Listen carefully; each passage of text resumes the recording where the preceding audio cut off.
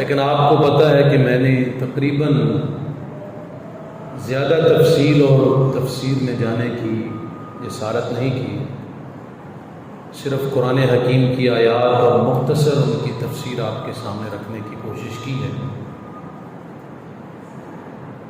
اور میں آج بھی کوشش کروں گا کہ سیدنا نوح علیہ السلام کا قصہ جو ان کی قوم کے اوپر عذاب کے حوالے سے ہے وہ آپ کے سامنے آج نوح علیہ السلام کے قصے کو مکمل کرنے کی کوشش کروں۔ حضرات، سیدنا نوح علیہ السلام کے متعلق ہم پڑھ چکے ہیں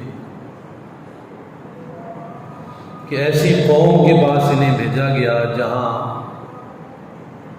5 قسم کے لوگوں کو جو فوت ہو چکے تھے ان کی عبادت، ان کی پرستش کی جاتی تھی۔ اللہ تعالیٰ نے ایسی قوم میں سیدنا نوح علیہ السلام کو نبوت دے کر، رسالت دے کر توحید کا پیغام پہنچانے کے لیے اور لوگوں کو موحد بنانے کے لیے اللہ تعالیٰ نے اس قوم میں مبعوث فرمایا۔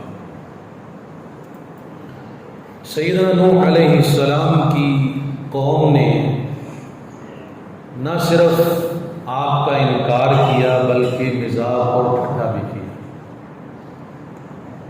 جہاں پر سیدنا نوح علیہ السلام قوم کو تبلیغ کرنے کی کوشش کرتے، اللہ کا پیغام سناتے، قوم وہیں پر آپ کی مخالفت کرنا شروع کر دیتی، اور پھر سیدنا نوح علیہ السلام سے قوم نے عذاب کا خود مطالبہ کیا کہ اگر آپ سچے ہیں تو اپنے رب سے کہو کہ ہمارے اوپر عذاب نازل کرے، جس عذاب کا تم ہمیں ڈراوا دیتے ہو وہ آگ کیوں نہیں جاتا؟ گویا اگر عذاب نازل نہیں ہوتا تو ہم سمجھیں گے کہ آپ کی دعوت جھوٹی ہے، آپ نبوت سچے نہیں ہیں۔ تو اللہ سبحانہ و تعالیٰ نے اس قوم پر عذاب نازل کرنے کا حکم فرمایا، اور یہ اللہ سبحانہ و تعالیٰ کا قانون ہے کہ جب کوئی قوم خود عذاب مانگتی ہے تو پھر اللہ ایسی قوموں کو عبرت بناتا ہے۔ اب جب نوح علیہ السلام کو اللہ تعالیٰ نے یہ حکم فرما دیا کہ آج کے بعد تیرے اوپر، تیری قوم میں سے کوئی آدمی، کوئی مرد، کوئی عورت ایمان نہیں لائے گا، تو نوح علیہ السلام نے پھر اللہ تعالیٰ سے دعا کی، رب لا تذر علی الارض من الکافرین دیارا، کہ اے اللہ اگر ان میں سے اب کے بعد کسی نے ایمان لے کر نہیں آنا تو پھر اس پوری قوم کو اور ان کے گھروں کو، کافروں کے گھروں کو تباہ و برباد کر دے۔ یہ بددعا سیدنا نوح علیہ السلام نے پہلے نہیں کر دی، بہت عرصہ صبر کیا کہ چلو آج نہیں کل سمجھ جائیں گے، کل نہیں پرسوں سمجھ جائیں گے، تبھی تو اللہ ان کو ہدایت دے گا ہی۔ بالآخر جب اللہ تعالیٰ نے یہ حکم فرما دیا کہ اب کے بعد تیرے اوپر کوئی ایمان نہیں لائے گا، تو نوح علیہ السلام نے پھر یہ بددعا کی کہ یا اللہ اگر کسی نے ایمان ہی نہیں لے کر آنا تو پھر ان کے گھروں کو اس زمین میں، ان کافروں کے گھروں میں سے کسی ایک گھر کو بھی نہ چھوڑنا، ہر ایک کو پکڑ لے۔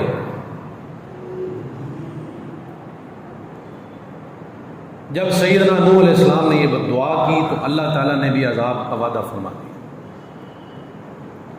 اور ساتھ ہی نوح علیہ السلام کو ایک حکم فرمایا، وَاصْنَعِ الْفُلْكَ بِأَعْيُنِنَا، ہماری آنکھوں کے سامنے آپ ایک کشتی تیار کریں۔ کون کہہ رہا ہے؟ اللہ تعالیٰ۔ اللہ کہہ رہا ہے ہماری آنکھوں کے سامنے آپ ایک کشتی تیار کریں۔ کس کو؟ نوح علیہ السلام۔ کشتی کس مقصد کے لیے ہے؟ وہ تو ریگستان علاقہ ہے، وہاں تو پانی دور دراز تک بھی نہیں۔ اب اللہ نے جو عذاب نازل کرنا ہے اس میں کشتی معاون ہو سکتی ہے عذاب سے بچانے کے لیے۔ تو اللہ تعالیٰ نے حکم فرمایا کہ کشتی بناؤ۔ جو لوگ اللہ پر ایمان رکھتے ہیں اور ان کو کامل یقین ہوتا ہے، وہ پھر یقین کے باوجود بھی اسباب اختیار کرتے ہیں۔ اللہ تعالیٰ خود اسباب اختیار کرنے کا حکم فرماتا ہے۔ اب نوح علیہ السلام کا ایمان تو تھا اللہ تعالیٰ پر کہ اللہ عذاب نازل کرے گا تو مجھے بچائے گا، ایمان والوں کو بچائے گا، لیکن اس کے لیے جو اسباب ہو سکتے ہیں، سبب ہو سکتا ہے بچنے کا، وہ نوح علیہ السلام نے اللہ کے حکم کے مطابق اختیار کیا۔ آگے سے یہ نہیں فرمایا کہ یا اللہ تو کشتی کے بغیر بھی بچا سکتا ہے۔ اللہ بچا سکتا ہے، لیکن اللہ نے خود اسباب اختیار کرنے کا حکم فرمایا کہ کشتی ہماری آنکھوں کے سامنے تیار ہے۔ انسان کو یقین جتنا مرضی کیوں نہ ہو اللہ تعالیٰ پر کہ میں یہ چیز چھوڑ کر جا رہا ہوں، اللہ کے حوالے کر کے جا رہا ہوں، لیکن اسباب جو اس کی سیکیورٹی کے ہیں وہ اختیار کرنے چاہیے۔ نبی صلی اللہ علیہ وسلم نے خود کیا فرمایا کہ اونٹ کا گھٹنا باندھنے کے بعد اللہ پر توکل کرو، اللہ پر یقین کرو۔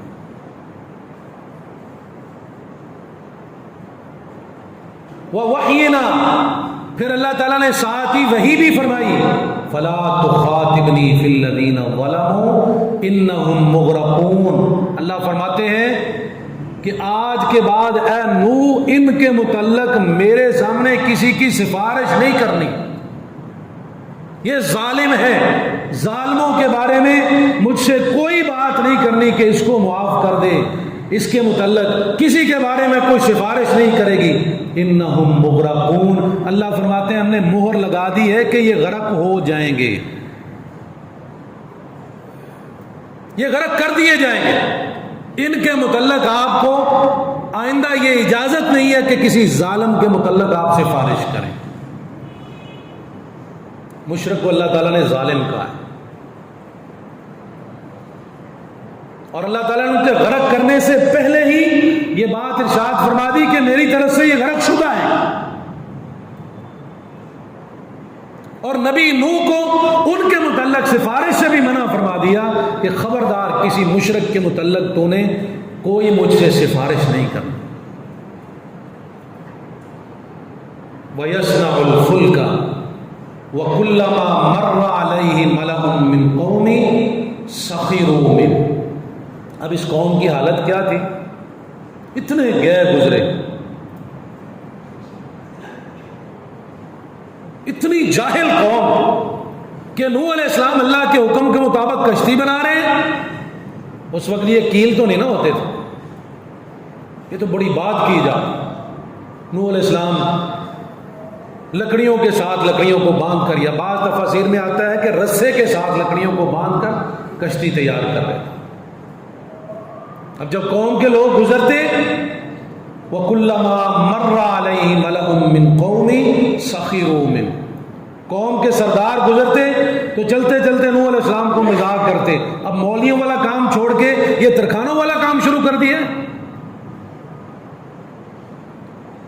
پہلے اللہ کی تبلیغ کرتے تھے، دعوت دیتے تھے، اب وہ کام چھوڑ کے کشتیاں بنانا شروع کر دی ہیں، اب لوہاروں والا کام شروع کر دیا ہے۔ سخیروں میں مزاق کرتے، ٹھٹھا کرتے نوح علیہ السلام کے ساتھ، گزرتے گزرتے کشتی کو بنتے دیکھتے تو نوح علیہ السلام کو مزاق کرتے، یہاں پانی ہے نہیں، تو نے کشتی یہاں ریگستان میں چلانی ہے۔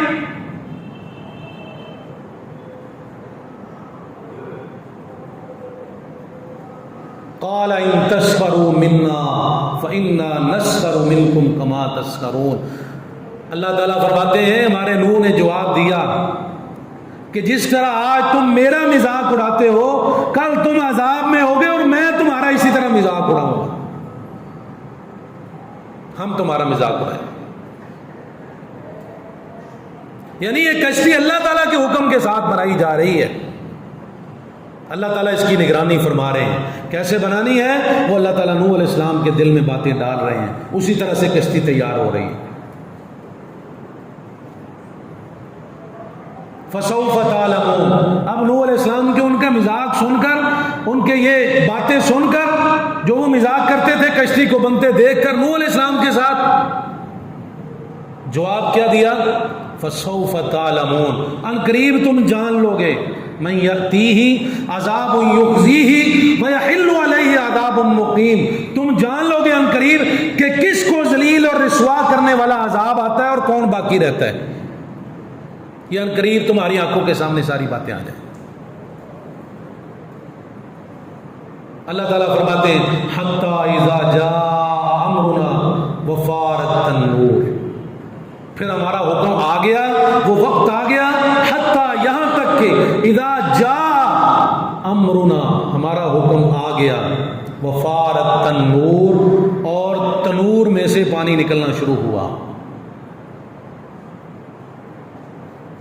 بڑے بڑے اللہ تعالیٰ نے زمین میں تنور بنا دیے، وہاں سے پانی صرف رسنا شروع نہیں ہوا، چشمہ صرف شروع نہیں ہوا، وہاں سے پانی ابلنا شروع ہوا۔ ایک ہوتا ہے رسنا، ایک ہوتا ہے نکلنا، ایک ہوتا ہے چشمے کی صورت میں چلنا، ایک ہوتا ہے ابلنا، اس کی اور کیفیت ہوتی ہے، بڑا تیز پانی ہوتا ہے۔ اب یہ اللہ تعالیٰ کے عذاب کی ایک گھنٹی دنیا پر آ گئی کہ زمین میں سے پانی تنوروں میں سے نکلنا شروع ہوا۔ قُلْ نَحْمِلْ فِيهَا، اللہ نے ساتھ ہی اپنے نبی کو یہ حکم فرمایا، قُلْ نَحْمِلْ فِيهَا مِنْ كُلٍّ زَوْجَيْنِ اثْنَيْنِ، ہم نے کہا کہ اپنی اس کشتی میں، یعنی وہ تیار ہو چکی تھی، اپنی اس کشتی میں ہر چیز کا جوڑا جوڑا بٹھا لے۔ جس چیز کو بھی اللہ تعالیٰ نے روئے زمین پر باقی رکھنا تھا، اس کا جوڑا جوڑا بٹھانے کا اللہ تعالیٰ نے حکم فرمایا، مرد اور عورت کا جوڑا جوڑا، اسی طرح سے پرندوں میں جوڑے، جانوروں میں جوڑے، درختوں میں جوڑے، یعنی جو جو چیز اللہ تعالیٰ نے اس دنیا میں باقی رکھنی تھی وہ اللہ تعالیٰ نے جوڑا جوڑا نوح علیہ السلام کو حکم فرمایا کہ اپنی کشتی میں بٹھا لے، سوار کر لے، ان کو یہاں پر لے آ۔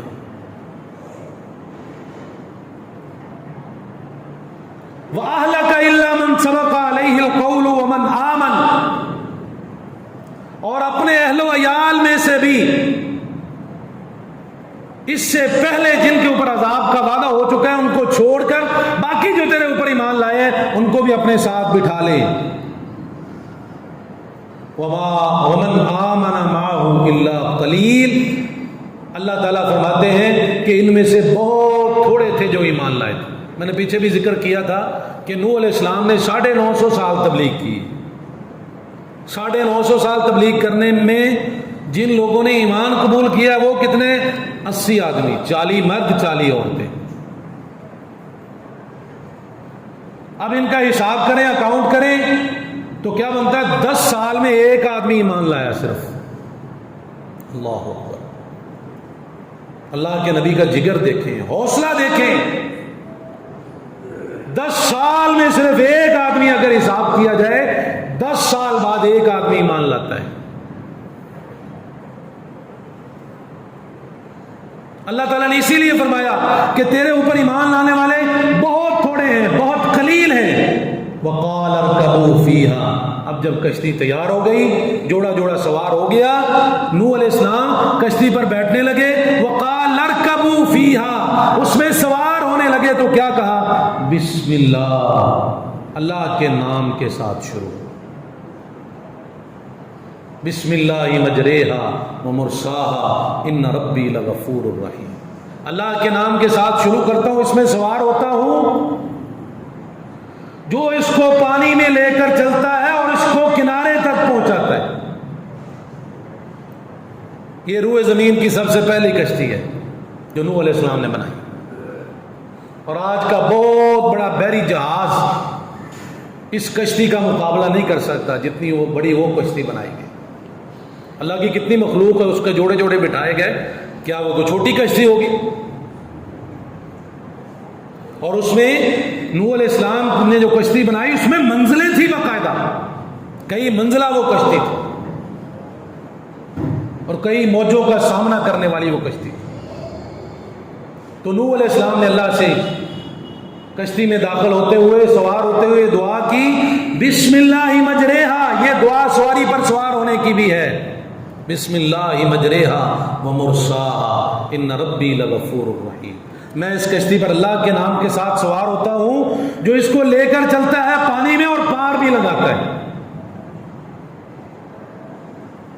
کیونکہ نوح علیہ السلام نے یہ تو نہیں کہا کہ اس پر میں سوار ہو رہا ہوں اور مجھے تو اللہ نے اختیار دیا ہے میں اس کو جہاں مرضی لے جاؤں جہاں مرضی پار لگا دوں. لے لے یارویں والے دا نام تو ڈبی ہوئی ٹر جائے گی. کیا یہ لفظ بولے؟ کیا یہ بولا کہ یہ پنجتن پاک کے صدقے پار لگے گی؟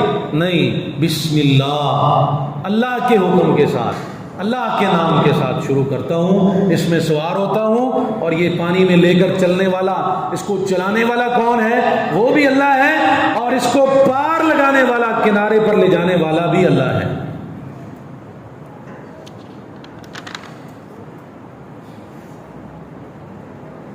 اب اللہ تعالیٰ نے دوسری صورت میں مزید اس کا نقشہ کھینچا ہے.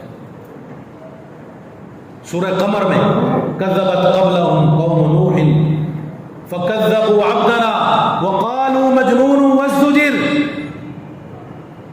فرمایا کہ کذبت قبلہم قوم نوح،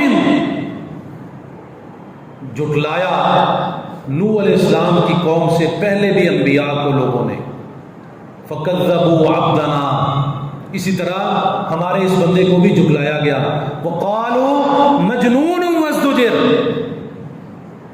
صرف جھٹلایا نہیں گیا، اسے بے وقوف کہا گیا. وازدجر، اور اس کو بڑا دھتکارا گیا، جگہ جگہ پہ اس کو تانے مینے سننے پڑے. وازدجر، یہ ایسے انداز میں اللہ کی توحید پر قائم دائم رہا کہ اس کو لوگوں کی بہت باتیں سننے پڑی. فدعا ربہ انی مغلوب فانتصر. پھر نوح علیہ السلام نے اللہ سے دعا کی، اے اللہ میں مغلوب ہو گیا ہوں، تو غالب ہے، فانتصر، تو میری مدد فرما. نوح علیہ السلام نے کس سے مدد مانگی؟ اللہ سے. فدعا ربہ، دعا کی اپنے رب سے، انی مغلوب، یا اللہ میں مغلوب ہو گیا ہوں، اللہ میں مارا گیا ہوں، یا اللہ میں مغلوب ہو گیا ہوں، فانتصر، تو میری مدد فرما. پنجتن پاک کو نہیں بلایا، آخری نبی کا صدقہ دے کر دعا نہیں کی کہ تجھے تیرے آخری نبی کی نبوت کا واسطہ اور فلاں فلاں، نہیں. فانتصر، ڈائریکٹ اللہ سے دعا کی کہ یا اللہ تو میری مدد فرما، میں مغلوب ہو چکا ہوں. ففتحنا علیہم ابواب السماء بماء منہمر. اب وہ عذاب کی جھلکی اللہ تعالیٰ نے سورۃ قمر میں ایک بیان فرمائی. ففتحنا علیہم ابواب السماء بماء منہمر. اللہ فرماتے ہیں ہم نے آسمانوں سے پانی کے منہ کھول دیے. ایک ہوتا ہے قطرہ قطرہ بارش ہونا، ایک تیز بارش، ایک ہے بارش کا منہ ہی کھل جانا. اللہ نے وہ پردے ہی ختم کر دیے جو بارش کے آگے رکاوٹ بنتے ہیں. اللہ نے ڈائریکٹ آسمان پر پانی بھیج دیا. اب بارش کا قطرہ نہیں ہے، مسلسل وہ بارش گر رہی ہے اور فوارے کی طرح وہ بس رہی ہے. ایسی برشی بماء منہمر کہ آسمان سے اس کے منہ کھول دیے گئے. وفجرنا الارض عیونا، اللہ تعالیٰ فرماتے ہیں اور ہم نے زمین میں سے بھی تنوروں کو پھاڑ دیا. فالتقى الماء على امر قد قدر، وہ اللہ کے حکم کے ساتھ بہتے چلے جا رہے تھے، اوپر سے پانی برستا ہی چلا جا رہا تھا. اب نیچے سے زمین پانی نکال رہی ہے، اوپر سے اللہ آسمان سے پانی برسا رہا ہے. یہ اللہ کے عذاب کی صورت ہے. وَهِيَ تَجْرِي بِهِمْ فِي مَوْجٍ کالجبال. اللہ تعالیٰ فرماتے ہیں جب پہاڑوں کی طرح موجیں آئی نا، موج کی بھی ایک حد ہے اللہ تعالیٰ نے مقرر فرمائی ہے، لیکن جب عذاب کی صورت میں آئی تو اللہ تعالیٰ نے پہاڑوں جیسی موجیں بنا کر بھیجی. وہی تجری بہم فی موج کالجبال. فرمایا اس وقت وہ کشتی میں لوگ چل رہے تھے نوح علیہ السلام کے ساتھ جو ایمان والے تھے اور جن کا جوڑا جوڑا اللہ تعالیٰ نے بٹھانے کا حکم دیا تھا. وہ کشتی چل رہی تھی اور موجیں پہاڑوں کی طرح آ رہی تھی. جتنے جتنے اونچے پہاڑ ہیں اتنی اتنی اونچی موجیں آ رہی تھی. اب ایک آدمی کا قد کتنا ہو سکتا اور وہ اتنی بڑی موج کا سامنا کیسے کر سکتا ہے؟ لیکن اللہ تعالیٰ کے حکم کے ساتھ یہ کشتی اس پانی میں چلتی رہی اور ایسی موجوں کو پھاڑ کر گزرتی رہی اور اس کشتی کے کسی مسافر کو کوئی نقصان نہیں ہوا. لیکن جن کو اللہ تعالیٰ نے مارنا تھا، جو ٹارگٹ تھے، ان کو اللہ تعالیٰ نے عذاب سے دوچار کیا. وَنَادَى نُوحٌ رَبَّهُ وَنَادَى نُوحٌ ابْنَهُ وَكَانَ فِي مَعْزِلٍ يَا بُنَيَّ ارْكَب مَعَنَا وَلَا تَكُن مَعَ الْكَافِرِينَ. نوح علیہ السلام نے اپنے بیٹے کو دیکھا، وہ ایک جانب کھڑا ہے، پانی اوپر چڑھتا آ رہا ہے. تو نوح علیہ السلام نے اپنے بیٹے کو مخاطب کر کے کہا، اے میرے بیٹا میرے ساتھ آ کے سوار ہو جا. کیا مطلب کہ ایمان لے آ اور ہمارے ساتھ آ کے بیٹھ جا.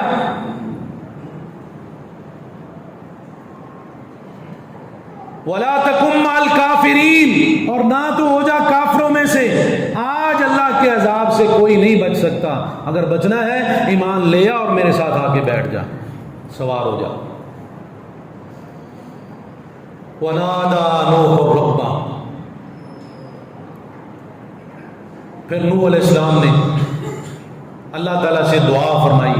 قال رب ان ابنی من اہلی، یا اللہ یہ میرا بیٹا میرے اہل میں سے ہے، یہ میری ذریت ہے، میری اولاد ہے. اللہ میرا اہل و عیال ہے. نوح علیہ السلام کی بیوی بھی ایمان نہ لائی نوح علیہ السلام پر، اور بیٹا بھی ایمان نہ لایا. بیٹے کو جب کہا گیا کہ تو آ جا اور میرے ساتھ سوار ہو جا، یا بنی ارکب معنا ولا تکن مع الکافرین، آج ہمارے ساتھ سوار ہو جا وگرنہ تو کافروں میں سے ہو جائے گا اور اللہ کے عذاب سے دوچار ہو جائے گا. اور بیٹا آگے سے کیا کہنے لگا، سآوی الی جبل یعصمنی من الماء، اتنا اونچا پہاڑ کھڑا ہے میں اس کے اوپر چڑھ جاؤں گا اور اپنی جان بچا لوں گا. مشرک لوگوں کو ہمیشہ اسباب پر توکل ہوتا ہے، لیکن ایمان والوں کو اسباب کے ساتھ ساتھ اللہ پر توکل ہوتا ہے. اس نے صرف سبب سامنے رکھا کہ یہ اسباب ہے مجھے بچانے کے لیے. سآوی الی جبل یعصمنی من الماء، کہنے لگا میں اس اونچے پہاڑ پر چڑھ کر اپنی جان بچا لوں گا. قال لا عاصم اليوم من امر اللہ، اللہ کے نبی نوح علیہ السلام نے فرمایا آج کے دن اللہ کے حکم سے کوئی بھی بچا نہیں سکے گا. صرف اللہ کا حکم ہی چلے گا، کوئی شخص اس دنیا میں بچ نہیں سکتا. جتنی بھی قوم نے انکار کیا عذاب آیا ہے، ان میں سے کوئی بھی بچنے کے قابل نہیں ہے. اللہ کا حکم اسی طرح ہے. الا من رحم، مگر جس پر اللہ تعالیٰ اپنی رحمت فرمائے. نوح علیہ السلام نے یہ نہیں کہا کہ میں تو خود بڑی کرنی بھرنی والا ہوں، میرے پاس خود بڑے اختیار ہیں، میں تجھے بچا لوں گا بیٹے. نہیں، کوئی لفظ نہیں کہا. یہی کہا کہ آج اللہ کی رحمت کے بغیر کوئی بچ نہیں سکتا. وحال بینہم الموج فکان من المغرقین، اور اسی اسنا میں ایک موج آئی، اسی میں ان کو غرق کر دیا گیا. تو اللہ تعالیٰ نے زمین سے پانی نکالا، آسمان سے پانی برسایا. جس زمین پر اللہ کے ساتھ شرک کیا جائے اس پر اللہ عذاب کی صورت میں پانی نازل کر کے اس زمین کو شرک سے پاک صاف کر دیتا ہے. تو اللہ تعالیٰ نے یہ عذاب کی صورت میں پانی نازل کیا. یہ جس زمین کے اوپر شرک کیا جا رہا تھا اس کو اس رحمت کے پانی کے ساتھ پاک اور صاف کیا، تمام قسم کے شرک کیا عقائد سے پاک صاف کیا.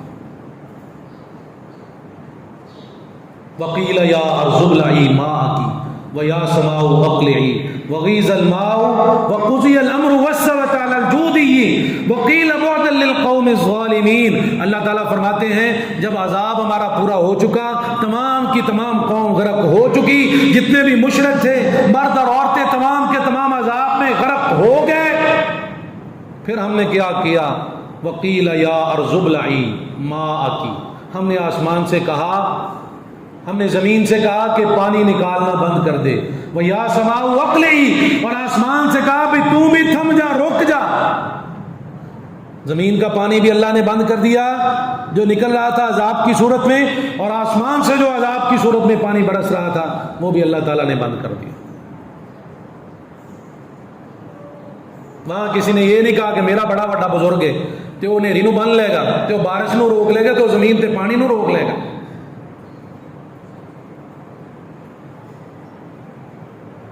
دنیا پہ دعوے تو بڑے کرتے ہیں لوگ کہ فلاں بزرگ نے جناب سورج کو اشارہ کیا، وہ قریب آ گیا، تو بزرگوں نے جناب مچھلی سامنے کر کے سورج کی گرمی پر تل لی، شاہ شمس اس کا نام رکھ لیا کہ یہ سورج کا سردار ہے۔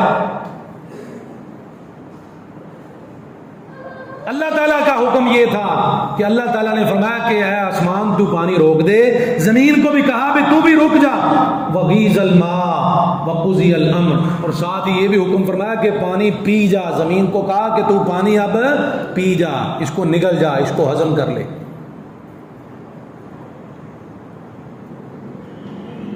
ایک زمین وہ ہے جو اللہ تعالیٰ نے بنائی ہے جو اپنی روٹین کے مطابق پانی کو پیتی ہے، چوستی ہے، نیچے لے جاتی ہے۔ یہاں کسی گٹر کا منہ کھل جائے، بارش زیادہ آ جائے، وہ ایک وقت لگتا ہے اس کو پانی کو زمین میں جذب ہونے میں، اس کا تو جو گیلا پن ہے وہ بھی جلدی ختم نہیں ہوتا۔ اللہ تعالیٰ کے حکم کے ساتھ آنن فانن یہ پانی زمین سے غائب بھی ہو گیا، گڑ گڑ کر کے پانی سارا کا سارا زمین پی گئی۔ اللہ کا حکم ہے، وہ جب چاہے جس کے متعلق چاہے اور جیسے چاہے وہ حکم نازل کرتا ہے اور وہ کام ہو جاتا ہے۔ کن فیکون، اس کے کہنے کی دیر ہے، وہ کام اسی وقت ہو جاتا ہے۔ وَاسْتَوَتْ عَلَى الْجُودِ، اللہ نے فرمایا کہ وہ کشتی جا کے جودی پہاڑ کے ساتھ لگ گئی، نوح علیہ السلام کی کشتی، اور اس میں جو ایمان والے تھے ان کو اللہ تعالیٰ نے بچایا۔ وہ جودی پہاڑ، ترکی کے اندر یہ پہاڑ آج بھی موجود ہے، کہتے ہیں، پتہ نہیں پکا نہیں ہے، کہتے ہیں کہ وہاں کشتی کے بھی کچھ نہ کچھ آثار موجود ہیں۔ یہ جودی پہاڑ کے ساتھ جا کر لگ گئی اور وہاں رک گئی۔ وَقِيلَ بُعْدًا لِلْقَوْمِ الظَّالِمِينَ، اور اللہ تعالیٰ نے اسی طرح فرمایا کہ جب نوح علیہ السلام اس کشتی سے نکل رہے تھے باہر تو فوراً خیال آیا اپنے بیٹے کا، میرا بیٹا تو غرق ہو گیا، میرا اہل و عیال، میری بیوی بھی گئی، بیٹا بھی غرق ہو گیا، اہل و عیال تباہ و برباد ہو گیا۔ اب وہاں پر نوح علیہ السلام نے اللہ تعالیٰ سے یہ دعا کی، یہ کہا وَنَادَى نُوحُ الرَّبَّ، نوح علیہ السلام نے کہا اے میرے رب، اِنَّ ابْنِي مِنْ أَهْلِي، یا اللہ یہ تو میرے اہل میں سے تھا، وَإِنَّ وَعْدَكَ الْحَقُّ، اور تیرا وعدہ حق ہے، وَأَنْتَ أَحْكَمُ الْحَاكِمِينَ، تو بڑے بڑے حاکموں سے بڑا حاکم ہے، تیرا حکم چلتا ہے صرف، اور کسی کا نہیں۔ اللہ سے یہ نہیں کہا کہ تو نے میرے بیٹے کو غرق کیوں کیا، اللہ نے اللہ سے یہ نہیں کہا کہ میں نے تیرے دین کی خاطر اتنی قربانیاں دی، 950 سال تک تبلیغ کی، لوگوں کی باتیں سنی، کیا کیا کچھ میں نے تیرے دین کے لیے نہیں کیا، تو نے میرے بیٹے کو غرق کر دیا، نہیں، کوئی لفظ نہیں بولا۔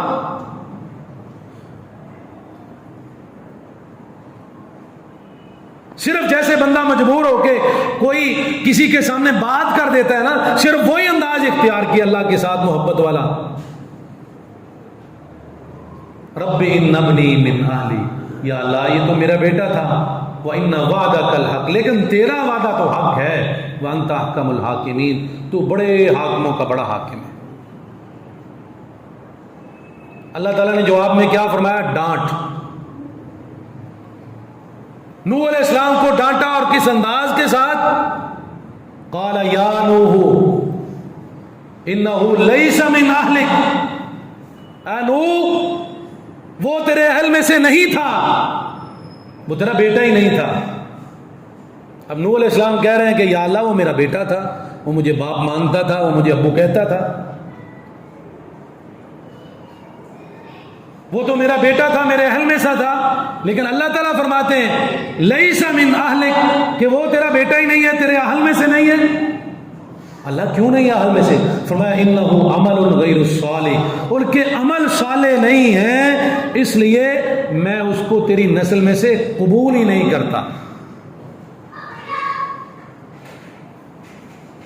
معلوم ہوا کہ نبی کو بھی اختیار نہیں ہے کہ اپنے بیٹے کو خود صالح بنا لے، نیک بنا لے۔ اللہ تعالیٰ نے کس انداز میں ڈانٹا؟ فلا تسألنی ما لیس لک بہ علم، خبردار نوح آج کے بعد مجھے اس کے متعلق کوئی سوال نہیں کرنا۔ مشرک تھا بیٹا تیرا، آج کے بعد اس قسم کی کوئی سوال، کوئی بات میرے ساتھ نہیں کرنی۔ اور یہی بات اللہ تعالیٰ نے اپنے آخری پیغمبر محمد الرسول اللہ صلی اللہ علیہ وسلم کو ارشاد فرمائی۔ جب آپ نے اپنے چچے کو آخری وقت میں کلمہ پڑھانے کی کوشش کی نا، تو اس نے نہ پڑھا، اپنی برادری کی طرف اور سرداروں کی طرف دیکھ کر کہتا ہے کہ نہیں نہیں، اگر میں کلمہ پڑھ کے چلا گیا تو یہ کیا کہیں گے، آخری وقت میں بھتیجے کی بات مان گیا ہے۔ اسی طرح چلا گیا، فوت ہو گیا۔ اللہ کے نبی صلی اللہ علیہ وسلم نے اپنے قدم مبارک اٹھائے بیت اللہ کی طرف کہ میں جا کے غلاف پکڑ کے بیت اللہ میں کھڑے ہو کر اللہ سے دعا کرتا ہوں کہ یا اللہ اس میرے چچا نے میرا بڑا ساتھ دیا ہے، اللہ تو اسے معاف کر دے۔ تو اللہ تعالیٰ نے وہاں پر اپنے محبوب کو بھی ڈانٹا تھا کہ میرے محبوب خبردار، تجھے کسی فوت شدہ مشرک کے بارے میں مغفرت کی دعا کرنے کی اجازت میں نہیں دیتا۔ مشرک کے لیے مغفرت کی دعا کی بھی اجازت اللہ تعالیٰ نے نہیں رکھی جو مر چکا ہے۔ یہاں پر بھی اللہ تعالیٰ نے اپنے نوح کو یہی پیغام فرمایا کہ تیرے لیے آج کے بعد اس سوال کی اجازت موجود نہیں ہے۔ ایک دفعہ تو نے کہہ لیا، لیکن آئندہ تو نے یہ بات نہیں کرنی۔ انی اعیذک، اللہ فرماتے ہیں یہ ہماری نصیحت کا انداز تھا نوح علیہ السلام کے ساتھ، یعنی ڈانٹ بھی اور نصیحت بھی۔ ان تکون من الجاہلین، وگرنہ تو ہو جائے گا کن میں سے، ترجمہ آپ خود جانتے ہیں، جاہلین میں سے۔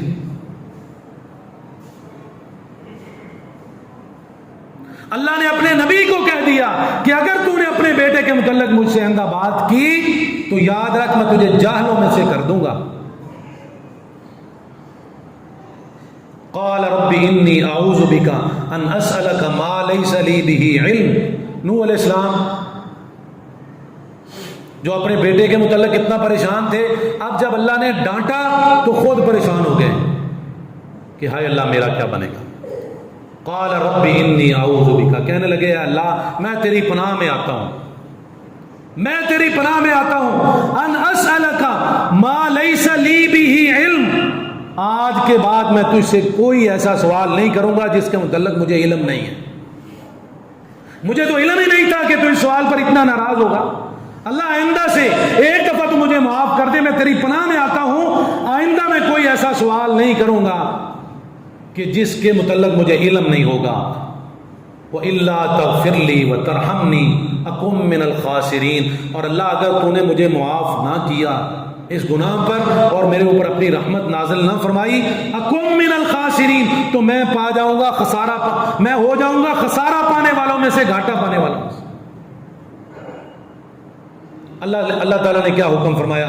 قیل یا نوح اہبط بسلام منا، فرمایا نوح تیرا عہدہ برقرار ہے، تجھے پریشان ہونے کی ضرورت نہیں ہے، تیرے اوپر ہماری سلامتی جاری و ساری رہے گی، وبرکات علیک، اور ساتھ ساتھ تیرے اوپر ہماری برکتیں بھی جاری و ساری رہیں گی، وعلی امم ممن معک، اور اس امت پر بھی جو تیرے ساتھ ہیں، ان کی اولادوں پر بھی جو تیرے ساتھ رہیں گے ان میں سے، اس پر بھی اللہ تعالیٰ اپنی رحمتیں اور برکتیں نازل کرتے رہیں گے۔ وَأُمَمٌ سَنُمَتِّعُهُمْ، لیکن جو دوسری امت ہوگی، جو دوبارہ کافر لوگ پیدا ہوں گے، تیرا انکار کرنے والے پیدا ہوں گے، سَنُمَتِّعُهُمْ، ان کو دنیا میں تو میں کچھ نہ کچھ فائدہ دے دوں گا، کھانے پینے کی چیزیں، رہنے کا سامان، دنیا کی سہولیات تو دے دوں گا، ثم یمسہم منا عذاب علیم، لیکن یاد رکھ وہ بھی میرے عذاب سے بچ نہیں سکیں گے. جو بھی اللہ کے ساتھ کفر کرے گا وہ میرے عذاب کے ساتھ دوچار ضرور ہوگا. اب اللہ تعالیٰ نے یہ قاعدہ کلیہ بنا دیا، وہ عذاب دنیا میں بھی ہو سکتا ہے، آخرت میں تو ہے ہی ہے، لیکن بعض گناہ ایسے ہیں جن پر اللہ تعالیٰ انسان کو دنیا میں پکڑ لیتا ہے. پھر آخر میں جا کر فرمایا تلک من انباء الغیب، یہ تھی غیب کی خبریں. یعنی آپ اے محبوب صلی اللہ علیہ وسلم، اللہ اپنے نبی آخری کو مخاطب کر رہے ہیں. تلک من انباء الغیب، اے میرے آخری پیغمبر محمد الرسول اللہ صلی اللہ علیہ وسلم، یہ تھی غیب کی خبریں. غیب کسے کہتے ہیں کہ جسے انسان جانتا نہ ہو، پردے کے پیچھے ہو، پہلے گزر چکی بات، اس کے متعلق اسے کوئی علم نہ ہو. اب اللہ تعالیٰ نے اپنے نبی کو بھی ایسا کوئی علم نہیں دیا تھا، اس لیے اللہ تعالیٰ نے یہ سارا واقعہ ذکر کرنے کے آخر میں فرمایا تلک من انباء الغیب، یہ ہیں غیب کی خبریں. غیب اللہ کے علاوہ کوئی نہیں جانتا. جتنا اللہ تعالیٰ چاہتا ہے کسی کو علم دے دیتا ہے، اس کے اختیار میں ہے، اپنے نبی کو جتنا چاہتا ہے علم دے دیتا ہے. اللہ نے فرمایا یہ غیب کی خبریں ہیں، نوحیہا الیک، جو ہم نے تیری طرف وحی کے ذریعے وہ غیب کی خبریں پہنچا دی ہیں. ما کنت تعلمها انت ولا قومک، اس سے پہلے نہ تو اس غیب کی خبر کو جانتا تھا اور نہ ہی تیری قوم اس غیب کی خبر کو جانتی تھی. کیا پتا چلا کہ اللہ کا آخری نبی بھی غیب کی خبر کو جانتا نہیں ہے، اور کوئی امتی، کوئی قوم کا فرد بھی غیب کی خبر کو جانتا نہیں ہے. یہ شیطانی طاغوتی چیزیں ہوتی ہیں جو شیاطین کے ذریعے، گندے شیاطین کے ذریعے کچھ نہ کچھ معلوم کر لیا جاتا ہے. اس میں سے ایک بات کوئی شیطان اللہ کی طرف سے آسمان سے سن کر آتا ہے اور اس کو اس نجومی تک، کاہن تک پہنچا دیتا ہے. باقی 99% وہ ٹیوے لگاتا ہے اپنی طرف سے کہ اگر یہ کام ہوگا تو یہ بھی ہو سکتا ہے، یہ بھی ہو سکتا ہے. اس کی کوئی نہ کوئی بات جا کر ملتی ہے تو ہم سمجھتے ہیں واہ فلانا بڑا پہنچی ہے سرکار ہے، تو بڑا غیب دا علم ہے. وہ تہادیاں لکیراں دیکھ کے سارا کوئی دس دیندا ہے. اللہ تعالیٰ نے فرمایا اے نبی اس غیب کی خبر کا تجھے بھی نہیں پہلے پتا تھا، اور تیری امت میں سے، تیری قوم میں سے بھی کسی شخص کو اس کا پتا نہیں تھا. فاصبر ان العاقبۃ للمتقین. اس میں اللہ تعالیٰ نے آخر میں جا کر فرمایا کہ دیکھو نوح علیہ السلام کے سارے واقعات کو ذہن میں رکھو، ان واقعات کو ذہن میں رکھ کر صبر کرتے رہو. اس کا دورانیہ کتنا تھا؟ 950 سال. 10 سالوں میں اگر اکاؤنٹ کیا جائے تو ایک آدمی ایمان لاتا تھا. 80 آدمی پھر صرف 950 سال میں ایمان لائے، تو 10 سالوں میں ایک آدمی اگر اکاؤنٹ کیا جائے ایمان لاتا ہے. اپنے نبی کو اللہ تعالیٰ دلاسا دے رہے ہیں فاصبر، تو نے صبر کرنا ہے، ان العاقبۃ للمتقین. اور صبر کس انداز سے کرنا ہے؟ پیارے پیغمبر صلی اللہ علیہ وسلم بیت اللہ کے صحن میں، آپ بیت اللہ کے سائے میں بیٹھے ہیں. اللہ ہم سب کو وہاں کی حاضری نصیب. اللہ کے نبی کا ایک صحابی آتا ہے، یا رسول اللہ اس قوم کے لیے بد دعا کریں، ہم تنگ آ گئے، ہمارے اوپر انہوں نے کیا ظلم نہیں کیا، کیا انہوں نے زیادتیاں نہیں کی، اب تو اللہ تعالیٰ سے ہاتھ اٹھا کر دعا کریں کہ اللہ ان کو تباہ و برباد کر دے. اللہ کے نبی صلی اللہ علیہ وسلم نے کیا فرمایا تھا؟ فرمایا ابھی سے پریشان ہو گئے ہو، ابھی تو تمہیں پہلے امتوں جیسی کوئی تکلیف نہیں آئی. ان کو درخت کے ساتھ لگا کر میخیں ٹھوک دی جاتی، کیلوں کے ساتھ گاڑ دیا جاتا، سر کے درمیان میں مانگ میں رکھ کر آرے کو رکھ دیا جاتا اور پورے جسم کو چیر کر 2 ٹکڑے کر دیا جاتا. ابھی تو تمہیں ان مشکلات سے نہیں گزرنا پڑا. فاصبر، اللہ تعالیٰ نے جو حکم فرمایا تھا کہ اے نبی صبر کرتے رہنا ہے.